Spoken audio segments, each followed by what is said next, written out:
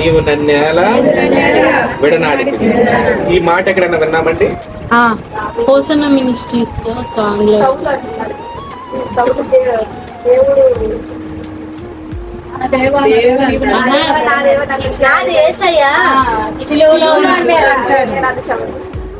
చెప్పండి ఎక్కడంట?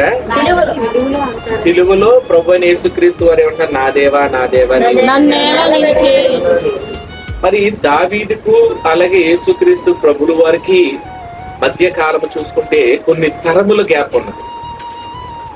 మరి అటువంటిది ఈ దావీదు గారు ఈ వచనం ఎలా పలకగలిగాడు? అందుకే ప్రభు అని యేసుక్రీస్తు వారిని కూడా అందరూ ఏమన్నారంటే దావీదు కుమారుడా అంటున్నారు. ఏమంటున్నారు? దావీదు కుమారుడా అంటున్నాడు. అలాగే దావీదు వంశంలోనే పుట్టడానికి దేవుడు ఆసక్తి చూసారండి. ఇక్కడ నా దేవా నీవు నన్నేలా విడనాడితివి కింద అన్నాడు ఆయన. పగలు రాత్రి ఇటు చూడండి, పగలు రాత్రి ఈయన ఏం చేస్తాడంటే దేవునికి మొర్ర పెడుతున్నాడంట. ఆయన ప్రార్థనకి జవాబు దేవుని ఎదుటికి వెళుతూ ఉన్నాం, ప్రార్థన చేస్తూ ఉన్నాం, అన్ని విషయంలో దేవుని మీద ఆనుకుంటూ ఉన్నాం.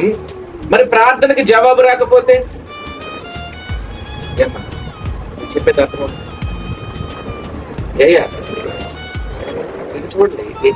చూడాలి, చక్కగా వినాలి ఆసక్తి. నా దేవా నన్నేలా విడనాడితివని భక్తుడు దేవునికి మొర్ర పెడుతూ ఉన్నాడు. ఈయన ఎందుకు మొర్ర పెడుతున్నాడంటే దేవుని యందు భక్తి పరులు ఎలా ఉండాలో, దేవునికి అనుగుణంగా ఎలా బ్రతకాలో తెలిసి దేవునికి నచ్చినట్లుగా బ్రతికి ఈ దావీదు ఇప్పుడు ఎలా ఉన్నాడంటే ప్రార్థనకి జవాబు రావట్లా. ప్రార్థనకి జవాబు నలుదిక్కుల ద్వారాలు మూసుకుపోయిన ఇటువంటి పరిస్థితుల్లో దేవుడికి మొర్ర పెడుతూ ఉన్నాడు. పగల రాత్రి ఏ సమయమందా నేను నీకు ప్రార్థన చేస్తూ ఉన్నాను, నా జీవితంలో ప్రార్థనకి జవాబు రావట్లేదని నేనేం చేస్తున్నట్టు ఆర్తధ్వని అంట, దగ్గరగా కేక వేస్తూ ఉన్నాడంట, అరుస్తూ ఉన్నాడంట. ఏం చేస్తాడు? మనం కూడా అంటే ఇక్కడ ఏమొచ్చిందంటే దేవునికి అలాగే భక్తుడికి మధ్య ఏమొచ్చిందంటే గ్యాప్, ఎడబాటు వచ్చింది. ఏమొచ్చిందమ్మా? ఏమొచ్చింది?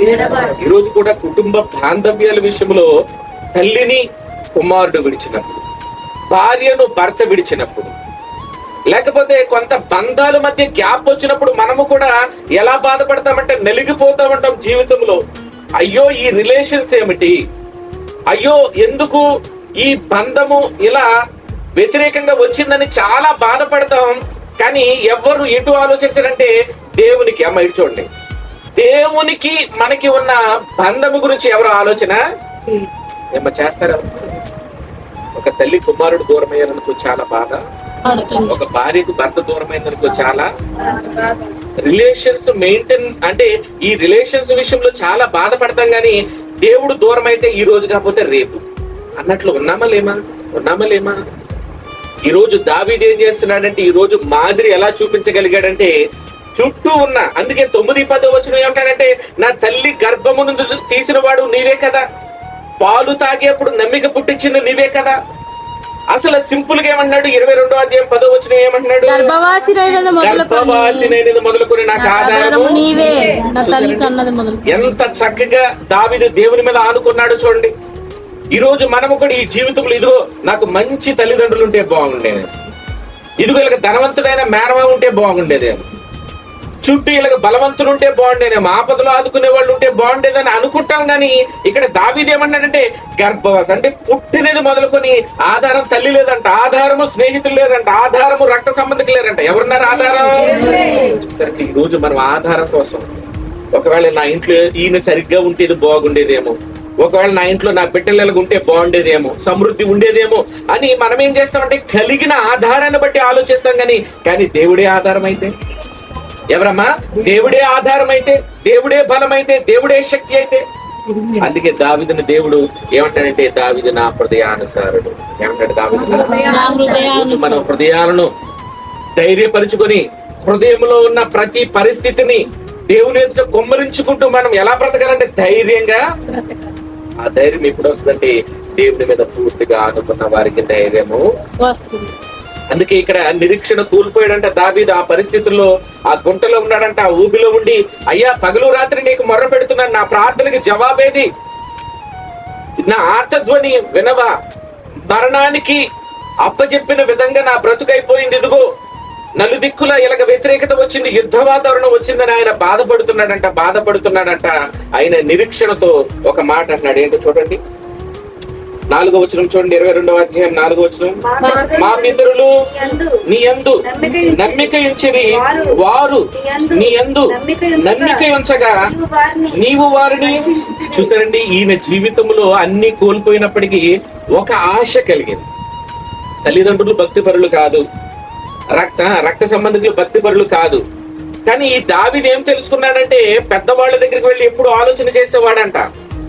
చేస్తే ఇదిగో ఇజ్రాయేలు ఎవరమ్మా ఇజ్రాయేలుని 6 లక్షల కాల్బలాగాన్ని ఇదిగో దేవుడిలాగా పగలు మేఘస్తంభంగా, రాత్రి అగ్నిస్తంభంగా నడిపించి వారిని 40 సంవత్సరాలు పోషించాడు. ఎన్ని సంవత్సరాలు? ఈ విషయం ఎవరి చెవులో పడింది? దావీదు చెవులు. ఎవరి చెవులో పడింది? నేను చెప్పేది అర్థమవుతున్నా? కొంచెమైనా అర్థమవుతుంది. ఎందుకు మరి అంత మందిలో ఉన్నారు? ఏమా, నువ్వు ఏడ్చే ఏడుపుకి జవాబు రాకపోతే, నువ్వు కారుస్తున్న కన్నీరు ఎవరు తుడిచేవారు లేకపోతే ఏమన్నా అర్థం ఉంటుందా? జీవితానికి ఏమన్నా అర్థం ఉందా? బ్రతికిన ఒకటే, చనిపోయిన ఒకటే అని వస్తుందా రాదా? దావీదుకి అన్ని కోల్పోయింది. తల్లి లేదు, తండ్రి లేదు, సహోదరుడు లేరు, రక్త సంబంధికులు ఎవరు లేరు, అందరూ విడిచిపెట్టారు. ఆయన మనసులో అనుకోవచ్చు కదా, బ్రతికితే ఏంటి, చస్తే ఏంటి, నన్ను చస్తే ఎవరైనా పట్టించుకుంటారంటావా? ఈ అడవులో ఏ దుష్టమృగం అన్న తింటే ఎవరన్నా వచ్చి నన్ను చూస్తారంటావా అని అనుకోలేదు. ఈయనేమంటున్నాడు? దేవుని మీద అనుకున్నాడు. ఎవరి మీద అనుకున్నాడు? ఈ రోజు మన స్థితిగతులు, మన పరిస్థితి ఏదైనా నువ్వు ఎవరి మీద అనుకోవాలి? ఎవరి మీద అనుకోవాలి? అది దేవుడి గురించి మనకు తెలియదు కాబట్టి పాస్టర్ గారు ఏమో గట్టిగా మాట్లాడి ఎవరి మీద అనుకోనంటే, నేనేమో దేవుని మీద అంటే మీరు దేవుని మీద ఏమంటున్నారు, నేనేమో దేవుడి మీద అంటే మీరేమన్నారు దేవుడి మీద. నేనేమో మంటేసి అర్థమవుతుంది, నా దీపాన్ని వెలిగిస్తే మీరేం చేస్తున్నారు అంటే ఆరిపోవాలి. అంటే ఏమైపోవాలి? ఆరిపోవాలి. ఒకసారి ఆలోచన చేయండి. దేవుని యొక్క కార్యాలు ఎంత గంభీరమైనది ఒకసారి ఆలోచన చేయండి. ఈయన ఎందుకు ధైర్యం తెచ్చుకుంటున్నాడంటే, ఎందుకు బలం తెచ్చుకుంటున్నాడంటే దేవుని యొక్క వాత్సల్యాన్ని చూశాడు, దేవుని యొక్క బలాన్ని చూశాడు. తండ్రి అంట గొర్రెలు మేకలు అప్పగించాడంట, అడవిలో వెళుతున్నప్పుడు దుష్టమృగం వచ్చిందంట. మొట్టమొదటిగా సింహం వచ్చింది. ఏమొచ్చిందమ్మా? ఆ తండ్రిని చూస్తేనేమో ఈ కొడుకు ఏం చేయలే, మిగతా కొడుకులు అందరికీ చక్కగా పనిచేసి ఇచ్చాడు. ఈయన ఏమనుకోవచ్చు, వస్తే ఆ పులం సింహం వచ్చిందేమో, లేకపోతే ఎలుగుబండి వచ్చిందేమో, 2 గొర్రెలు మేకలు తీసుకుపోతే మా నాన్న నాకేం చేశాడు, అవసరమైతే ఈ గొర్రెలు మొత్తం చచ్చిపోయిన అడవులో పర్లేదని అనుకోవచ్చు కదండి. దావీదు అనుకోవచ్చా లేదా? చెప్పేది ఒక తండ్రి గారికి 7 బిడ్డలు ఉన్నారు. ఎంతమంది ఉన్నారు? ఏం చేశాడు? ఆస్తి అంతా 6గురికి పనిచేశాడు. ఆస్తి అంతా 7వ ఏం చేశాడంటే, అరే నువ్వు పనికి మాలిన వాడు, నీకేమీ కుదరదురా, ఇదిగో నీకు గొర్రెలు మేకలు వేస్తున్నాను, ఈ నేను సంత వస్తుంది కదా, ఆదివారం అమ్ముకుంటాను, నువ్వు అడవులో మేపు, నేను అప్పుడప్పుడు వస్తాను, ఎవరన్నా పంపించినప్పుడు ఆ రొక్కము ఆ ధనం తీసుకొని ఆ గొర్రెలను అమ్ముతూ ఉంటాను, నువ్వు నీ బ్రతుకంతా అడవులో కానివని ఏం చేశాడు? ఆ చిన్న కుమారుని అడవులోకి పంపేశాడు. తల్లిదండ్రులు ప్రేమ ఉందండి, సహోదరుడు ప్రేమ ఉందండి, ఆస్తి అంతా ఎవరికి పంచాడు? 6గురు. ఇప్పుడు ఈయన ఏం చేస్తున్నాడు? గొర్రెలు మేకలు పంపమని తండ్రి చెప్తే ఈయన ఏం చేశాడు? మేపడానికి అడవికి వెళ్ళాడండి. ఏడుస్తూ ఉన్నాడు, నా తండ్రింతే, నా తల్లింతే, నన్ను ఎప్పుడు చూడరు అని. ఈయన ఏం చేశాడు? చక్కగా కర్ర పట్టుకొని, ఒడిసె పట్టుకొని ఆ అడవుల్లో వెళుతూ ఉన్నాడు. ఈలోగా కొంత దూరం వెళ్ళిపోయేసరికి అరణ్యంలో ఎలుగుబంటి ఎదురొచ్చింది. ఏమొచ్చింది? ఎలుగుబంటి వచ్చింది. వచ్చినప్పుడు ఆ ఎలుగుబంటి వస్తే మహా అయితే 1 గొర్రెను 2 గొర్రెలను ఈయన ఏం చేశాడు?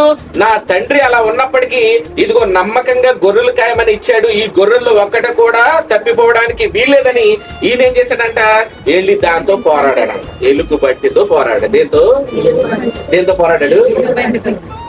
దావీదు హృదయం అర్థమవుతుందా? ఈ రోజు మనమందరం ఎలా బ్రతుకుతున్నాం?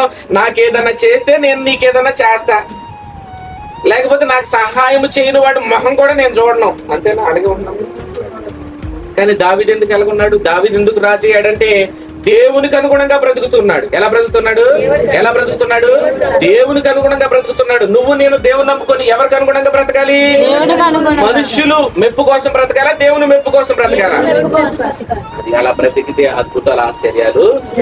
అప్పుడు ఈయన ధైర్యం తెచ్చుకుంటున్నాడంటే, ఈయన ఇదిగో మా పితరుడు నీ వైపు చూసినప్పుడు ఆశ్చర్యము జరిగింది. వాళ్ళు నడుస్తూ ఉన్నప్పుడు ఎర్ర సముద్రం ఎదురైంది.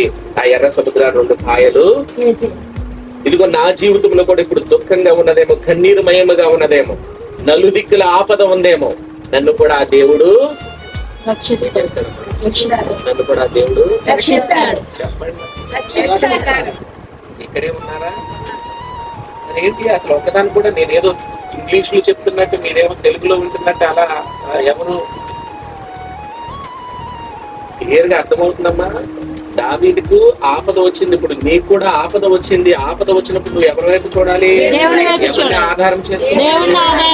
దావీదు ఎప్పుడు నుంచి దేవుని ఆధారం చేసుకున్నాడు? బయటకు వచ్చినప్పుడు నుంచి. ఎప్పటి నుంచమ్మా? గర్భము నుండి బయటకు వచ్చినప్పటి నుండి ఎవరి మీద ఆనుకుని బతుకుతున్నాడు? నేను ఎవరి మీద ఆనుకుని బ్రతకాలి? ఆనుకుని బ్రతికితే ఆయన ఏం చేస్తాడు?